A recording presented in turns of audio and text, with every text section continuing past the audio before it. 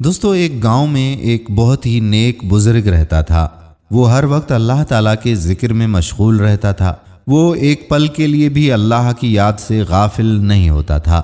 وہ بہت ہی پرسکون زندگی گزار رہا تھا، مگر ایک بات کی فکر انہیں ہمیشہ ستاتی رہتی کہ ان کے گاؤں کے لوگ اللہ کی یاد سے بالکل غافل تھے۔ وہ دنیا داری کے کاموں میں اس قدر مصروف تھے کہ نہ تو انہیں نماز کی فکر تھی اور نہ ہی روزے کی۔ اس بزرگ نے بہت کوشش کی کہ وہ لوگ کسی طرح سے اللہ کے دین کی طرف راغب ہو جائیں، مگر وہ جب بھی انہیں نماز کی دعوت دیتا تو وہ لوگ کوئی نہ کوئی بہانہ بنا کر وہاں سے نکل جاتے۔ جب وہ کسی دکاندار کو نماز کی دعوت دیتا تو وہ کہتا کہ بابا جی، ابھی گاہک آنے کا ٹائم ہے، وہ نماز بعد میں ادا کر لے گا۔ جب وہ کسی کسان کو نماز کی تلقین کرتا تو وہ کہتا کہ ابھی تو جانوروں کو چارہ ڈالنے کا ٹائم ہے، وہ نماز بعد میں پڑھ لے گا۔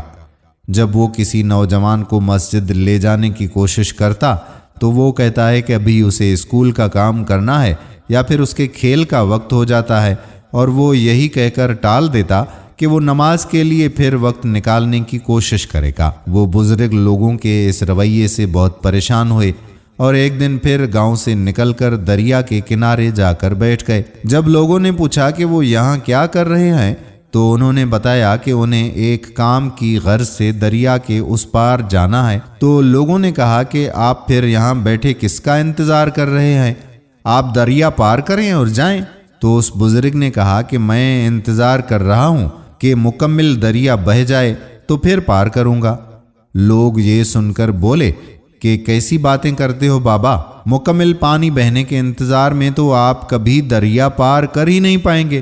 اس اللہ کے بزرگ نے یہ بات سنی تو مسکرائے اور بولے کہ یہی تو میں تم لوگوں کو سمجھانا چاہتا ہوں کہ تم لوگ جو ہمیشہ یہ کہتے رہتے ہو کہ ایک بار گھر کی ذمہ داریاں پوری ہو جائیں تو پھر نماز پڑھوں گا، جیسے دریا کا پانی ختم نہیں ہوگا، ہمیں اس پانی سے ہی پار جانے کا راستہ بنانا ہے، اسی طرح سے زندگی ختم ہو جائے گی پر زندگی کے کام اور ذمہ داریاں کبھی ختم نہیں ہوں گی۔ یہ بات ان لوگوں کے دلوں پر اثر کر گئی اور انہوں نے عہد کر لیا کہ وہ اب کبھی بھی دین کے کاموں میں غفلت نہیں برتیں گے۔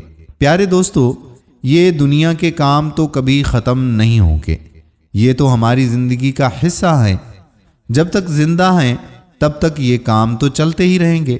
اسی لیے ہمیں چاہیے کہ ہم دین کے کاموں کے لیے وقت نکالیں اور اس پروردگار کو یاد کریں جس نے ہمیں نعمتوں سے نوازا ہے۔ اگر ہم اللہ کے لیے وقت نکالیں گے تو اللہ ہمارے دنیاوی کاموں کو آسان فرما دے گا اور ہمیں دنیا اور آخرت میں عزت اور کامیابی سے نوازے گا۔ آمین ثم آمین یا رب العالمین۔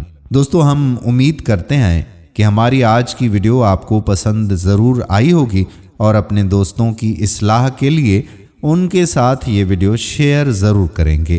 آنے والی ویڈیو تک اپنے میزبان قادر بخش کلہوڑو کو اجازت دیجیے۔ اللہ حافظ۔